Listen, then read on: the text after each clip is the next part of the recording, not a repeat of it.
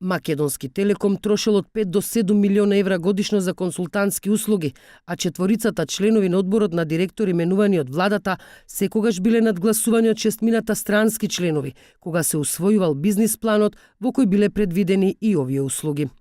Ова денеска го сведочеше универзитетскиот професор и поранешен председател на бордот на директори на Македонски Телеком Борче Давидковски во случајот Маđар Телеком. Фактички ние работевме тоа што беше зацртано во особено договорот за купопродажба, значи консултантски услуги имаа до 2006 по 5 до 7 милиона годишно да трошат, може да ги зголемуваат цените, може да прават аутсорсинг или прогласување на технолошки вишок. Особено многу симптоматично беше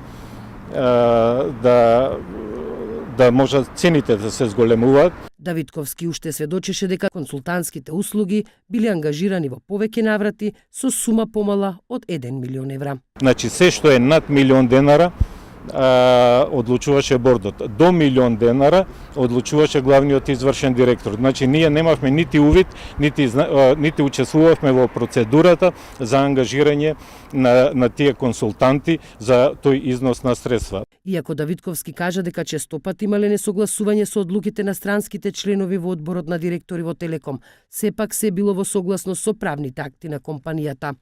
Во случајот Маđар Телеком обвинети се членовите на тогашниот одбор на директори во Македонски Телеком Атила Сендреј, Ролф Плат, Золтан Кишјакус и Михаел Кефалојанис. Според обвинението, тие склучувале фиктивни договори за консултантски услуги со кипарска фирма и така го оштетиле Македонски Телеком со речиси 4 милиони евра, а буџетот на државата со 2 милиони евра, бидејќи владата во тој период поседуваше 47% од акциите во компанијата.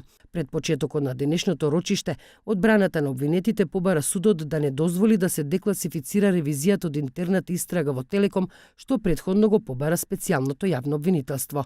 Судечкиот судија Ленка Давидкова рече дека за ова ќе одлучи дополнително.